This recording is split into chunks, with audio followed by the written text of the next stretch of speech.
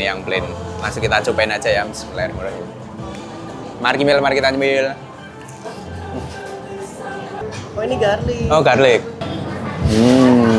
Langsung mari kita nyemil.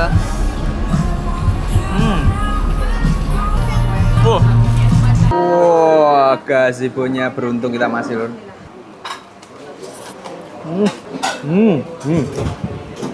Ini ada pulut Thai tea. Wow, luar biasa. Jadi ini kayak jajan pasar tapi peranakan kayak gitu ya. Yang jarang kita temui ya. Apalagi aku seringnya cuma di Jawa ya.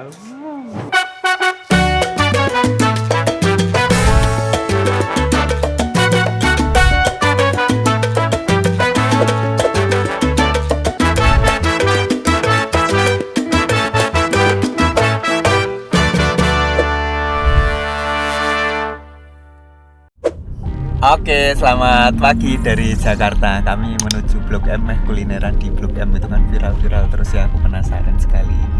Ya, sebelum dimarahin emang kalau di Jakarta yang istriku karena kan orang sini jadi lanyah lho, padet banget lur. Halo sih. Halo sih. Hai. Let's go.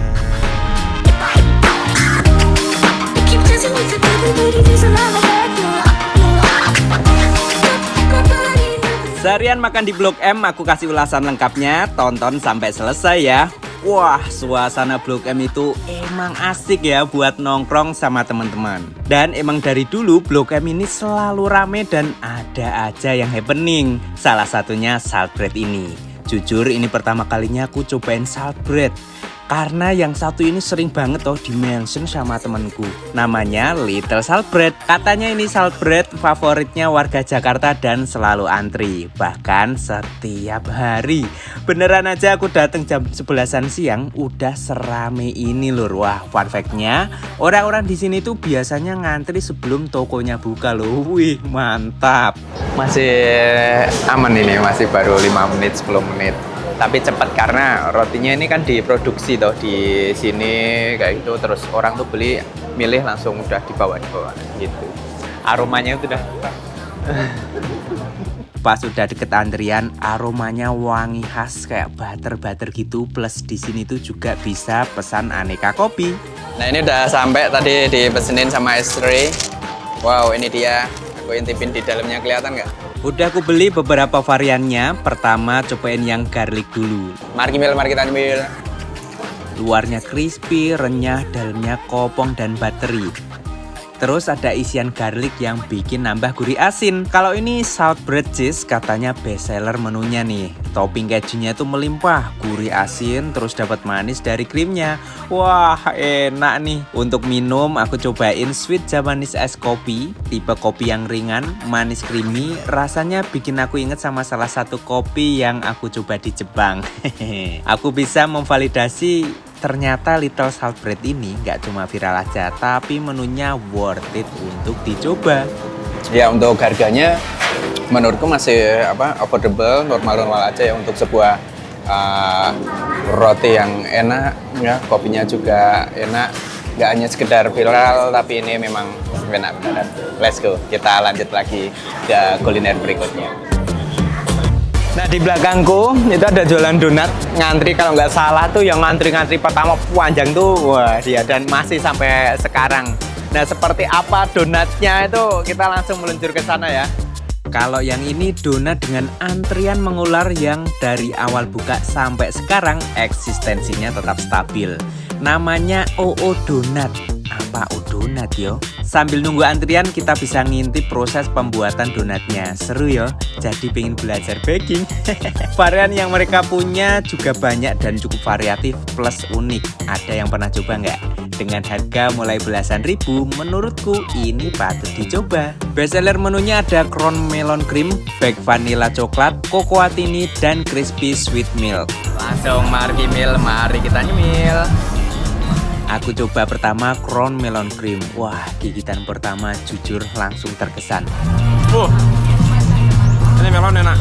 Emang ini bukan yang berlebihan, enak banget tuh. Nggak bermaksud berlebihan, tapi ini enak banget. Adonannya pakai pumpkin, lembut, melonnya cukup dominan dan malah berasa seger gitu lur. Feelingnya juga melimpah, fix kalau kesini aku bakal pesen varian ini lagi sih. Lanjut aku coba crispy sweet milk.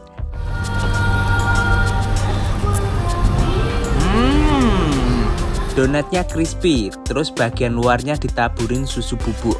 Nggak terlalu manis, nggak jadi bikin enak. Looks donatnya bukan yang bulat sempurna, tapi rasanya istimewa lur. Oke, ini harganya sekitar 19 ribuan gitu, 19-an ribu. Ini namanya OO Donat. Kalau di Blok M ini salah satu yang happening dan dari awal buka sampai sekarang masih ngantri aja. Oh sorry, salah, 22.000. Menteri Keuangan detail.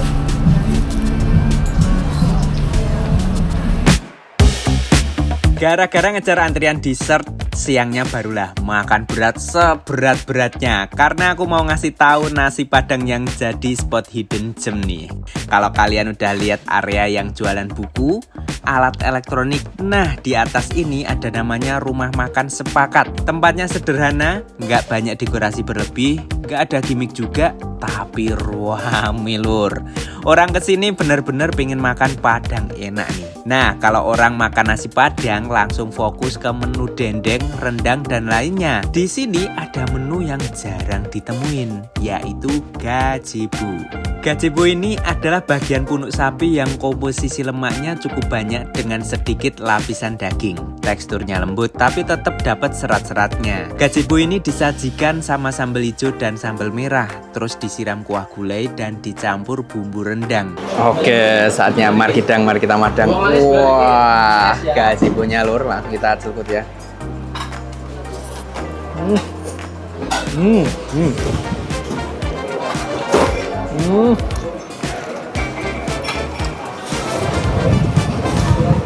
Wow, rasanya gurih, aroma rempah dan sensasi pedasnya yang bikin lagi. Apalagi dipadukan dengan kerupuk jange, wah semakin menambah kenikmatan. oke, ini legend ya dari zaman bapak ya. Yang mami, papi mami makan udah di sini di saat mudanya. Kalau kesini yang harus dicari adalah gazebo-nya karena itu cepat habis ya. Oh enak tenan, dimasak gulai, harganya sekitar 28.000 gitu. Sebenarnya di sini range-nya yang mirip-mirip lah sama nasi padang yang ada di Jakarta ya, 20 up kayak gitu. Tapi seneng gitu aku ketika kesini masih dapat gazebo-nya. Oke, kalau mau kesini namanya Rumah Makan Padang Sepakat. Ini aku di yang Blok M. Oke, ada dua, bebas saja mau ke mana aku nyobain dua-duanya juga. Kan itu family. Nah, kita lanjut lagi kulineran masih di area Blok M. Let's go.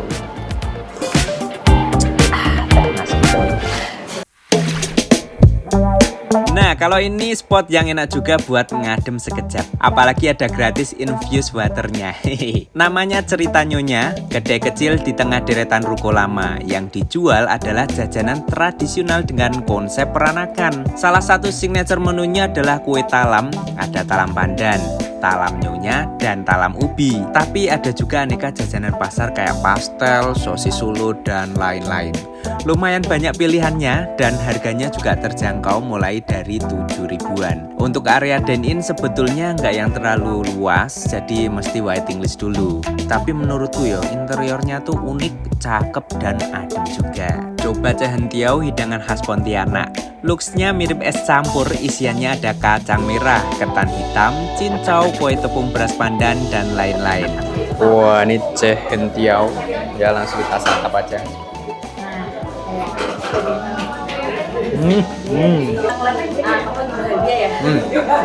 Terus ini moko pandannya. Dingin ya? Moko pandan. Wah, moko pandannya enak sekali. Terdiri dari cehentiaunya, terus ada kacang merahnya. Wow, ketan hitam. Ini es krim ya? Dingin banget tuh. Terus ada cincaunya juga. Serut tapi lembut lur. Mungkin dicampur sama susu juga kayaknya. Dari teksturnya. Aku apresiasi juga es serutnya yang super lembut. Bahkan kayaknya udah ada rasa susu yang light. Bener-bener kayak es krim lur. Mangkoknya juga cantik ya. Untuk rasa kue-kuenya juga oke. Aku coba talam nyonya yang dibuat dari bunga telang, salah satu komposisinya, dan osmanthus.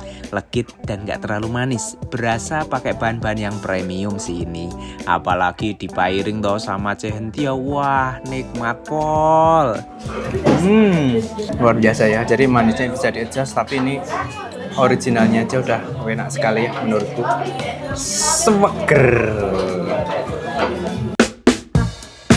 Selesai makan dan jajan-jajan, bisa ke Gramedia Jalma ini. Konsepnya itu beda sama yang umumnya kita temuin dan sekaligus bisa dapat experience baru juga. Bisa dibilang ini wajah baru Gramedia ternyaman karena udah ada area baca yang luas, spot yang nyaman buat kerja dan tempatnya juga lega. Secara penataan buku dan interior berasa spesial buat aku karena lebih nyenengin sih. Kayaknya bakal betah juga lama-lama di sini. Pegawai di sini juga ramah dan helpful. Kalau lagi cari spot baca, kerja, atau sekedar hangout, bisa mampir ke sini ya. Wah, asik sekali. Jadi memang kalau kita ngelihat dari penataan bukunya, terus stok orang-orang duduknya kayak gitu, ini tuh beda ini vibes-nya ya. Mayoritas buku bacaan katanya. Oke.